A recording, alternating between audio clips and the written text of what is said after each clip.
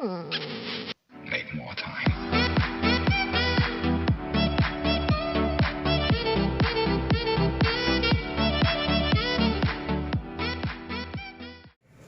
Assalamualaikum warahmatullahi wabarakatuh. Selamat sore, salam sejahtera untuk kita semua. Kembali lagi saya menyapa kepada seluruh penonton yang ada di Nusantara. Kembali lagi di channel kami Sahabat Podcast, dan di sini sudah hadir bersama kita tamu undangan yang sangat spesial. Ya, kita anggap sebagai bintang tamu hari ini. Dan saya juga berterima kasih kepada sahabat saya yang sudah hadir, menyediakan waktunya untuk kemudian hadir di channel ini. Dan sebelumnya saya ingin memberitahukan bahwa di sini adalah channel yang santai, channel yang woles, nggak kaku gitu ya, bukan sebuah forum dialog dan diskusi lainnya ya. Tetapi di sini kita lebih santai, begitu berbagi cerita sama kawan-kawan se-Indonesia, sahabat-sahabat se-Indonesia. Dan di sini kita boleh merokok sambil minum air yang agak sedikit kemerah-merahan, gitu ya. Ya. Dan kita sudah ditemani juga dengan rokok di sini. Oke, langsung saja. Sahabat saya mungkin memperkenalkan diri nih sebelum menceritakan atau berbagi cerita apa saja yang menjadi kisah-kisah inspiratif atau mungkin berbagi ilmu pengetahuan selama di Kota Mataram atau selama menempuh pendidikan perkuliahan. Dan ini dia sahabat saya, sahabat Kamarudin atau yang lebih dikenal dengan Didi. Oh iya, Bang Didi ya. Ya. Oke. Itu viralnya di mana Bang Didi tuh? Khususnya di Kota Mataram. Oh iya, di Kota Mataram ya. Oke. Silakan sahabat, silakan. Oh, siap. Terima kasih Pak. Siap. Perkenalkan, biasa kalau di ranah pergerakan nama saya itu Didi ya. Oh iya. Khususnya di Kota Mataram. Betul. Dan itu sudah cewek-cewek sudah tahu semua lah ya. Ya, termasuk yang cowoknya juga. Iya. Karena kan welcome cepat saya Pak. Siap. Lanjut. Saya sebelumnya di Universitas Nahdlatul Ulama ya Pak ya. Nah, saya menggeluti organisasi PMI namanya. Oh iya, apa itu PMI? Pergerakan Mahasiswa Islam Indonesia. Oh iya. Memang saya lihat dari tadi setelah datang masuk ke studio ini, Bapak ini sudah menggunakan kalung ya. Apa namanya kalung tuh? Gordon. Oh iya, Gordon. Iya. Kirain gorden. Ini adalah simbol awal kami yang Iya. ranah pergerakan Betul. Jadi pergerakan mahasiswa Islam Indonesia. Bukan pergerakan mahasiswa Insya Allah. Oh iya. Karena ya begitulah mahasiswa ya. Karena saking kritisnya kadang sesuatu yang sudah baku mau diotak-atik. Nah, seperti itu. Jangan sampai insya Allah Islam ya. Iya. Oke, silakan. Walaupun zamannya transformasi digital ini Pak ya, tapi kita tetap membawa titohnya yang dulu. Seperti apa? Ya ada syariahnya begitu kan. Oh, siap. Ya, mungkin lanjutkan yang tadi, sahabat. Siap. Menggeluti organisasi PMI. Sekarang ambil jurusan apa di Universitas Nahdlatul Ulama? Saya ekonomi Islam. Nah, kebetulan saya itu di rayon ya. Rayon itu jajaran paling bawah dia kalau di PMI. Menaungi fakultatif. Oh ya, Mang, di lingkungan fakultas ya. Iya. Jadi di fakultas itu di rayon sahabat ini ada berapa fakultas yang masuk ini? Ada 2 fakultas. 2 fakultas. Fakultas apa aja tuh? Ekonomi sama teknik. Ekonomi sama Teknik. Nah, jadi total berapa prodi itu? 3 prodi. 3 prodi. Ada ekonomi Islam, sistem informasi sama teknik lingkungan.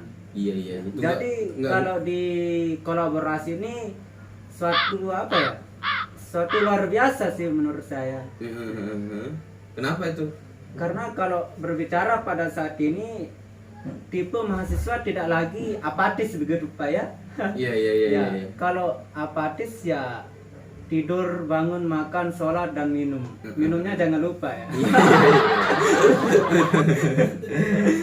Jadi begini, sebelum kita lanjut ini sahabat, saya mendengar ini kenapa kemudian saya mengundang sahabat ini, karena saya mendapat informasi dari sahabat itu bahwa sahabat adalah ketua KWH ya. Nah, KWH itu apa itu? KWH itu adalah singkatan, Pak. Singkatan. Iya. KWH itu singkatan dari Kiai Haji Wahab Hasbullah ya. Sebenarnya kaget juga tadi, Pak. Jujur. Tidak ada settingan, tidak ada informasi sebelumnya, akhirnya tiba-tiba diundang ke studio. Lumayan jantungan gitu kan. Karena memang saya sudah hubungi admin kami gitu kan. Untuk kemudian menghubungi Bapak melalui email gitu kan. Nah, dan alhamdulillah Bapak sudah meluangkan waktu untuk hadir di channel kita yang baru bangun ini Bapak ya. Nah, jadi saya ingin menanyakan ini, kira-kira dalam 3 prodi itu berapa itu mahasiswa yang dinaungi sahabat itu? Luar biasa itu kan. Untuk menjadi seorang leader, untuk menjadi seorang pimpinan organisasi itu tentu tidak mudah. Karena akan mengakomodir berbagai macam karakter mahasiswa atau individu seorang begitu kan. Belum lagi kopri ya istilahnya kalau PMI. Nah, itu belum lagi asupan gizinya, asupan otaknya gitu kan. Kasih sayangnya. Jangan lupa itu. Nah, seperti itu. Nah, jadi saya ingin mempertanyakan yang seperti ini. Kenapa sih ya mahasiswa itu lebih identik dengan organisasi begitu? Dan anak-anak organisatoris itu biasanya sedikit melemahkan atau memandang lemah orang-orang yang non organisatoris. Nah, itu yang masih harus dipecahkan. Nah, sedangkan orang yang non organisatoris pun mereka memiliki alasan tersendiri untuk kemudian memilih sikap itu begitu. Bukan berarti apatis kadang tapi ya. Tetapi memang karena memang tidak selera dengan organisatoris itu mungkin, atau karena memang tidak ada tidak ada daya tarik begitu, atau mungkin karena kegagalan Pak Ketua mungkin ya untuk menggiring opini mereka sehingga ingin kemudian masuk di dalam organisasi tersebut.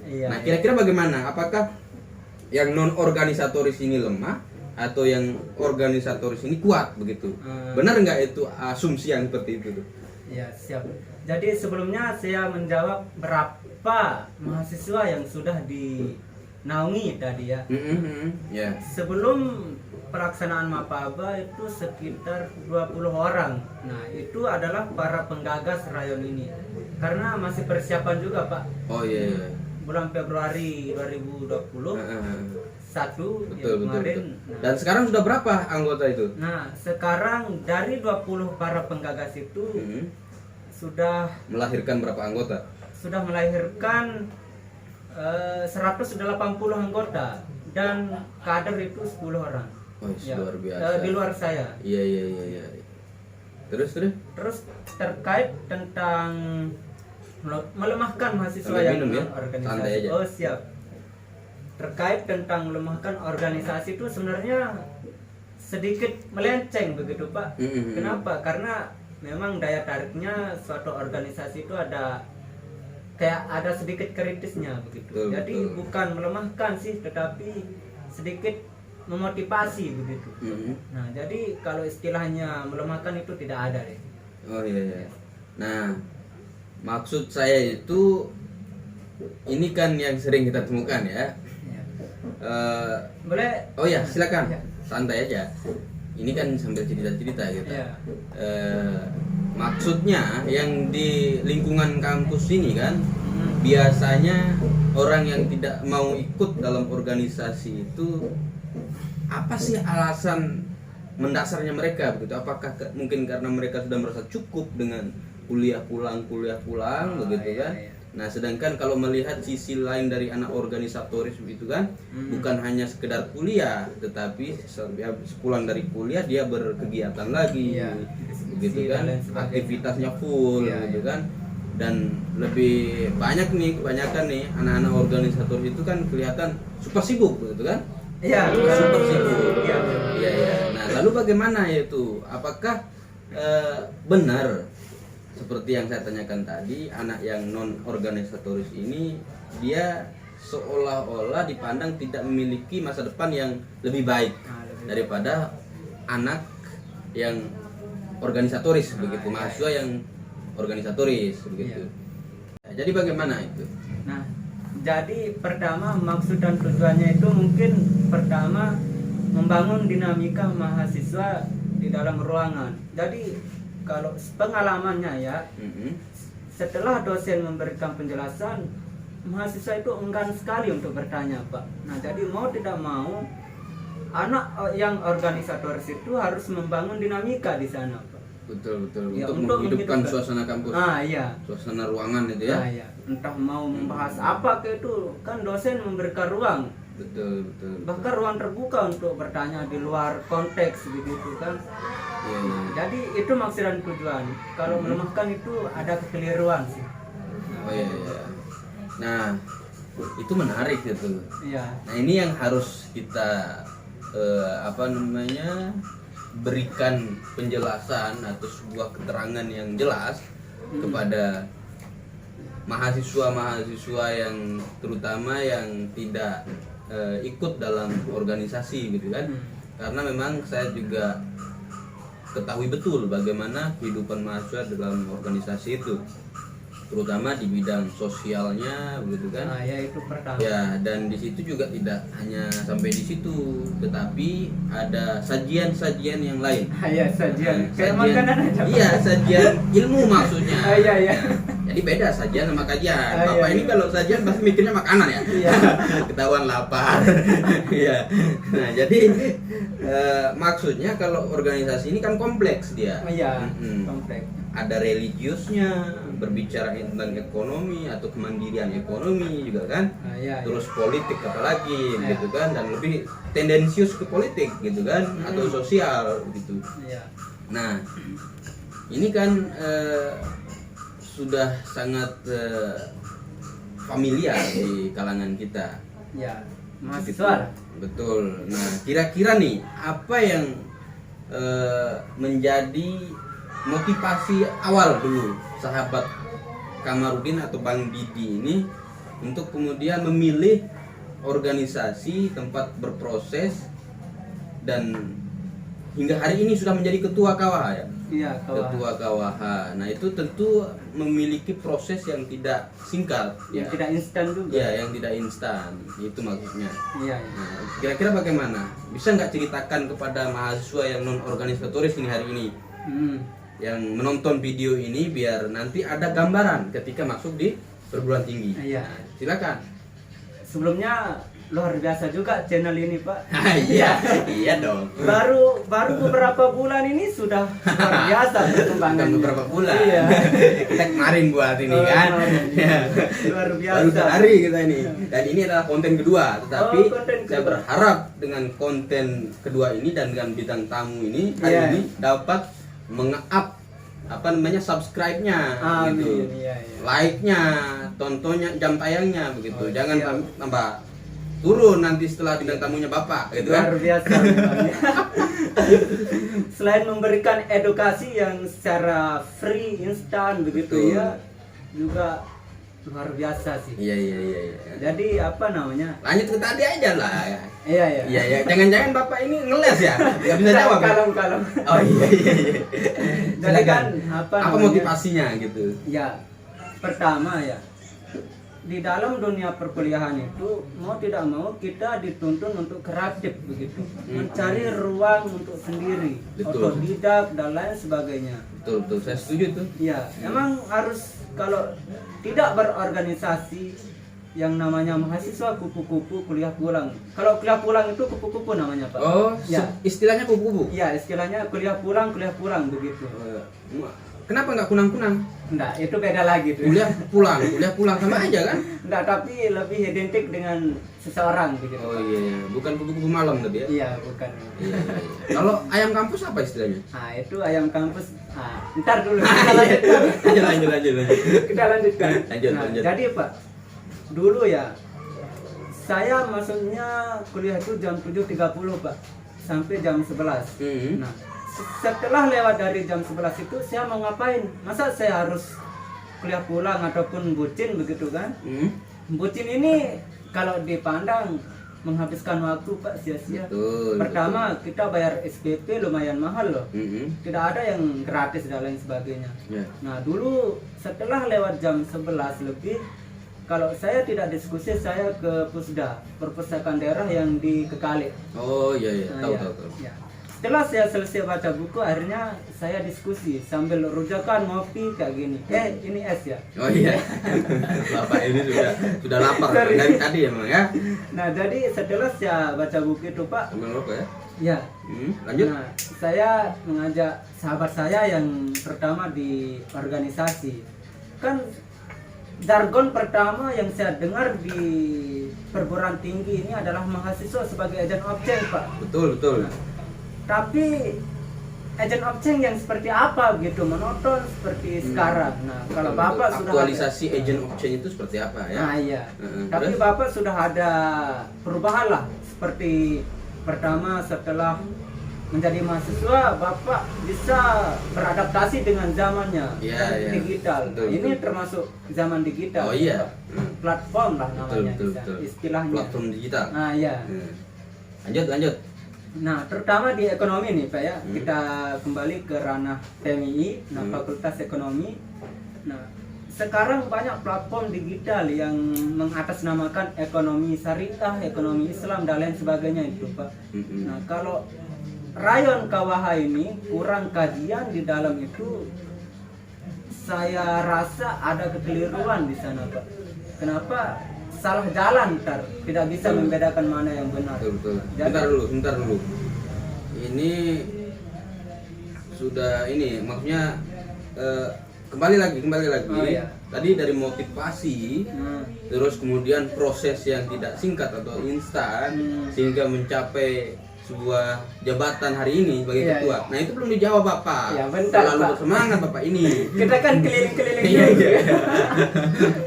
Kan tadi tidak instan kan katanya Pak. Perlu saya menjelaskan lika-likunya dulu. Oh iya. Supaya Lanjut. kalau semuanya lurus saja, ntar kita yang menjadi jumawa atau egois lah namanya di sana Pak ya. Atau terlalu percaya diri ya. Nah ya. Jadi motivasi pertama itu Pak, saya harus mampu sebagai mahasiswa yang agent objek kayak yang tadi itu Pak. Saya harus mampu merubah pertama diri saya. Yang kedua mengajak mahasiswa lainnya untuk terus beradaptasi, terus berdialek begitu Pak. Berdialektika. Iya. Oke, terus lanjut. Ya. Lanjut. Ini sahabat-sahabat di Nusantara ini sudah penasaran yang menonton video ini kan? Iya. Kira-kira seperti apa proses Bapak ini sehingga bisa menjadi salah satu kandidat ketua yang terkuat sehingga menang gitu kan? Atau mungkin Bapak ini sebagai ketua melalui proses penggagas mungkin gitu ya? Penggagas. Oh, penggagas ya? Oh ya, karena masih baru ya, masih baru. Ya, masih baru. Nah, itu lebih bagus gitu kan. Nah, itu lebih baik daripada datang untuk dipilih kemudian setelah menang tinggal gaya-gayaan gitu kan. Tidak ada tindak lanjutnya. Betul. Nah, ini coba sekarang ceritakan seperti apa awal mula untuk kemudian menggagas yang namanya rayon KWH. Ya, KWH ya. Jadi pertama kajian teori itu penting Pak. Betul. Ya, kajian teori bahwa janji-janji yang telah kita janjikan pada anggota itu sendiri mampu kita tepati Pak. Betul. Ya. Setelah saya juga termasuk korban janji Pak ya. Iya. Dari siapa itu? Adalah masa lalu itu Pak ya. Sebutkan saja inisialnya biar ketahuan kan. Siapa jangan. tahu yang yang disebutkan nonton kan. Nah, dan melihat sahabat saya ini sudah masuk dalam channel saya. Nah, itu luar biasa. Jadi itu Pak, pertama kajian teorinya itu harus jelas. Betul. Yang kedua, mau dibawa orang setelah ada kesepakatan atau perjanjian antara ketua dengan calon anggota yang akan direkrut begitu. Supaya ada tindak lanjut lah. Betul. Nah, yang tadi itu kan tindak lanjutnya itu harus jelas begitu. Tidak setelah masuk organisasi melewati langkah-langkah akhirnya dia keluar karena tidak ada motivasi sedikit pun di sana Pak. Itulah bukan mahasiswa yang organisasi sih, tapi yang belum organisasi mari ikut bergabung bersama. Kita merangkul bisa juga ya? Iya bisa. Iya. Kita merangkul di sini Pak. Nah jadi contohnya saya di ekonomi Islam. Nah apa yang saya ketahui tentang ekonomi Islam saya terapkan juga di sistem informasi supaya tidak dia menonton di programmer apa sih begitu kan, kode-kode etiknya aja yang mereka ketahui. Betul. Jadi walaupun kudu etik, ya itu etika larinya. Nah itu makanya kok ada programmer lalu kudu etik. Iya, itu ada. Kudu etik itu kan iya batasan-batasan, iya, batasan. aturan-aturan. Iya. Supaya itu di skip aja lah gitu ya. Iya. Nah, maksudnya begini, ya, lanjut. Supaya tidak ada batasan dalam prodi itu sendiri. Betul. Jadi prodi sistem informasi teknik lingkungan itu mampu belajar juga tentang ekonomi. Saling berbagi ya. Nah, saling berbagi. Jadi sahabat-sahabat memang luar biasa. Jadi di dalam sebuah rayon menaungi fakultas ekonomi dan teknik dengan prodi ekonomi, SI sama sistem informasi, teknik lingkungan. Iya. Artinya itu dua fakultas dan dengan misi yang luar biasa sahabat saya ini untuk kemudian menyajikan pengetahuan antara tiga prodi tersebut, saling berbagi manfaatnya. Yang anak ekonomi kemudian mengetahui ilmu sistem informasi dan yang anak informasi mengetahui ilmu ekonomi, dan begitu juga sebaliknya dengan TL. TL bisa mengetahui sistem informasi, bisa mengetahui ekonomi. Nah, ini luar biasa. Nah, sejauh ini apa saja yang sudah dilakukan sama ketua begitu? Mungkin ada sebuah terobosan baru begitu, atau mungkin ada gerakan-gerakan yang masif sehingga melakukan sebuah atau menimbulkan sebuah perubahan yang signifikan untuk kapasitas mahasiswa, terus SDM mahasiswa, pengetahuan mahasiswa. Nah, seperti apa itu? Jadi prosesnya itu ya memang lumayan panjang sih. Saya 2 mingguan proses itu Pak untuk membangun dinamika anggota saya. Maksudnya dari mahasiswa yang apatis dulunya, yang kupu-kupu itu saya ajak masuk, ayo ikut PMI. Akhirnya dia mampu berbicara di depan layar gitu Pak. Maksudnya dia sudah bisa public speaking ya? Iya, public speaking, bisa menghidupkan suasana di dalam kelas. Yang pertamanya dosen memberikan teori langsung keluar direspon ya? Iya. Nah itu yang kedua. Jadi yang ketiga mampu untuk melakukan gerakan-gerakan perubahan dalam baik dirinya maupun kampus secara kelompok ya? Iya. Ada 3 yang saya tawari nih Pak. Pertama apa saja itu yang ditawari sama cewek maksudnya? Enggak, saya. Oh iya. Ada 3 yang saya janjikan itu Pak. Waktu janji terus dari tadi Bapak. Iya, itu kan ini janji teori bukan janji manis itu Pak. Ada. Jangan membawa saya ke dalam dunia utopia ya. Iya. Luar biasa. Bintang tamu kita hari ini atau narasumber kita hari ini memang luar biasa. Jadi dia cukup kritis, cukup karakter yang humor juga dan sangat karismatik. Jadi kembali Pak ya. Pertama waktu, yang kedua ruang, yang ketiga panggung Pak. Betul. Ya. Waktu itu ada 3 unsur yang ditawarkan ya. Iya. Apa sih waktu itu? Nah, waktu itu kapan dia mau merubah dirinya? Betul. Yang kedua ruang. mau mendekorasi seperti apa ruang itu sendiri, karena mereka yang punya. Betul, atau diri dia sendiri lah gitu ya. Iya. Yang ketiga panggung. Kalau mereka sudah punya panggung ataupun kesempatan, mau tidak mau dia harus mampu, Pak. Betul. Dengan teori-teori yang telah mereka pelajari. Nah, kalau diibaratkan dengan kata ulama ini, Pak ya. Ada sedikit ini, Pak ya. Apa namanya? Air itu akan mengeruh jika tidak mengalir katanya. Nah, begitulah suatu teori. Mereka akan bangsu atau bari itu, Pak. Iya. Kalau tidak atau busuk lah ya. Iya, kalau tidak diimplementasikan atau dibagi itu percuma kita punya, Pak. Nah, termasuk saya di sini ya, semoga bisa bermanfaat lah teori-teori ini, Pak. Betul. Dan saya berterima kasih juga kepada channel Sahabat Podcast ya. Nah, ya, luar biasa ya. Iya. Nah, kalau mahasiswa mempunyai 3 unsur ini, maka mereka sudah mampu merubah UNU NTB, bahkan sampai NTB begitu. Ada NTB-nya. Bukan UNU-nya saja ya? Iya, bukan UNU-nya saja, tapi NTB-nya juga termasuk. Okay. Karena dia mempunyai kesempatan di sana bahwa apa? Saya yang punya panggung nih, saya harus mampu kuasai begitu. Betul. Jadi bukan orang lain ataupun mereka, jadi dirinya sendiri yang mereka punya. Itu salah satu penerapan. Dan sekarang yang 3 ini sudah saya lakukan, dan alhamdulillah pertama juara literasi di Harlah Bayangkari itu mendapatkan juara harapan 1, Pak. Iya. Yang kedua itu tingkat nasional itu? Enggak, di provinsi. Iya. Oh iya, luar biasa itu. Intinya di hari lahirnya Bayangkari lah itu, yang keberapa hilap juga sih. Iya, maksudnya partisipasinya itu apakah nasional atau provinsi gitu kan? Tapi provinsi ya? Iya.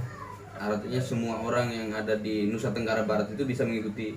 Iya, NTB. Iya. Karena waktu itu dapat harapan 1. Iya. Wah, luar biasa, berarti terbaik 4 ya? Juara 4 sudah. Ya, terbaik 1 di harapan begitu.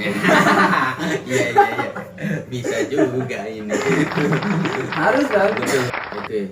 Jadi kita berpindah ke topik lain nih, topik santai, biar nggak kaku-kaku banget kan? Iya. Ya, jadi saya juga mendengar ada sebuah aturan yang menarik di dalam internal organisasi KWH ya? Iya, atau PMII di rayon KWH. Nah, jadi seperti itu. Tapi PMII ini yang pasti pergerakan mahasiswa Islam Indonesia, bukan Insya Allah Islam ya? Iya. Nah, Insya Allah Islam. Maksudnya ada aturan yang cukup menggelitik gitu kan, atau membuat anggota maupun kader menjadi penasaran atau mungkin sedikit tertekan. Nah, katanya di situ tidak boleh pacaran. Iya. Nggak boleh pacaran sesama anggota. Iya. Nah, itu apa sih landasan aturannya itu apa? Sehingga kok kemudian mau membatasi anggota ataupun kader gitu kan? Nah, jika kita berpikir dampak positif juga bisa.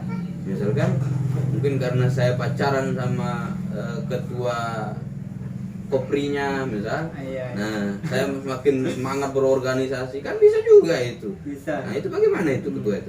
Ya. Sebentar, itu aturan dari KWH sendiri? Iya. Nah, itu sangat kontroversial itu. Kalau saya sih menolak karena saya juga punya gebetan di sana. Kan Bapak bukan bukan kami. Oh iya. Alhamdulillah kalau gitu ya, syukur. Iya. Tapi emang beberapa kali saya bilang untuk saat ini kalian fokus berproses saja, saya bilang. Jangan bermain tentang hati. Karena sangat sensitif ya? Iya, sensitif banget. Betul. Karena saya juga hampir blank begitu, Pak. Betul. Ya sudah, kita sepakati aturan itu Undang-Undang Perion nomor 1 ayat 1. Iya. Yang bunyinya tidak boleh pacaran sesama rayon KWH begitu, Pak. Lalu sanksi dengan pasal itu apa? Ya sanksi kalau tidak mau menaati aturan, walaupun aturan itu dibuat untuk dilanggar Pak ya. Iya. Berarti Bapak ini sengaja buat aturan itu kemudian mau melanggar gitu? Enggak, begitu. Oh, kirain begitu. Nah jadi tapi alhamdulillah selama ini mereka taat dengan aturan itu. Iya. Dan saya belum tahu juga anggota dan kader saya mau pacaran di luar ataupun enggak, itu saya enggak tahu, tetapi terutama rayon itu tidak boleh. Nah, karena ini, sensitif sekali seperti bahasanya. Betul. Nah, ini cukup menarik ya, pemirsa yang ada di seluruh Indonesia. Mungkin ada kalangan mahasiswa yang menonton video hari ini. Nah, ini cukup menggelitik aturan ini dan ini cukup nekat ya, luar biasa. Dan saya pikir juga dampak positifnya baik lah gitu kan. Iya. Karena nanti akan timbul komitmen atau prinsip-prinsip antar sesama anggota untuk kemudian fokus dan komitmen untuk mengembangkan organisasi, bukan mengembangkan cinta dan kasihnya di sana ya. Nah itu. Nah jadi saya apresiasi dan luar biasa kepada bintang tamu saya hari ini. Mungkin di pertemuan yang akan datang atau di konten yang akan datang, sahabat-sahabat, kita akan sambung lagi apa saja yang menjadi kisah-kisah inspiratif dari sahabat Bang Didi ya, siap. Ya, yang sempat viral tapi sudah tenggelam lagi. Kalau di wilayah Kota Mataram memang Bang Didi selalu. Iya, Bang Didi ya. Ini Bang Didi. Jadi begitu sahabat-sahabat, saya menyimpulkan dari awal percakapan kami, obrolan kami di emang udah. Sahabat Podcast ini ya nggak usah terlalu lama-lama lah, ntar juga kita juga habis konsep kan. Nah, jadi jangan sampai untuk menghindari kehabisan konsep, kehabisan topik, maka kita harus akhiri secepat mungkin gitu kan. Kita sudah mampu membangun dinamika. Iya. Oke, jadi seperti itu sahabat se-Nusantara. Jadi harapan sebelumnya saya ingin mendengarkan harapan di channel ini supaya kami lupa saya. Supaya kami bisa membangun. Betul, closing statement dan harapan terhadap konten ini atau channel ini atau mungkin apresiasi. Silakan kepada Bang Didi sahabat saya selaku ketua KWH. Silakan. Semoga channel ini selalu berkembang aja ya. Amin. Terus menebarkan kebaikan. Semakin produktif. Iya, produktif. Semakin inovatif, kreatif gitu kan. Tapi jangan lupa bercanda juga. Oh iya, karena bercanda itu adalah bagian dari hidup kita kan. Apalagi di NU itu sudah. Oh iya, makanya kita sambil ngerokok nih. Karena orang udut, orang NU. Begitu kan. Luar biasa kan? Iya. Iya, jadi bagaimana? Apresiasi itu udah cukup itu saja? Iya, siap. Oh iya, nggak apa-apa. Nanti selebihnya di konten selanjutnya ya. Nah sekarang sahabat Bang Didi sekarang silakan untuk sampaikan closing statement atau untuk menyemangati sahabat-sahabat kita se-Nusantara atau mungkin kalangan muda, kalangan mudi yang kemudian dengan misi yang sama dan dengan proses yang sama untuk dapat petikan-petikan atau kutipan-kutipan kata-kata bijak mungkin ya. Silakan Bang Didi. Cuman tidak berpanjang kalam Pak. Oh iya, simple tapi padat dan jelas gitu. Ya, siap. Ini adalah salah satu kata-kata dari teman saya di NTB Bimilan itu Pak. Hidup hanya sekali, maka hiduplah yang berarti gitu.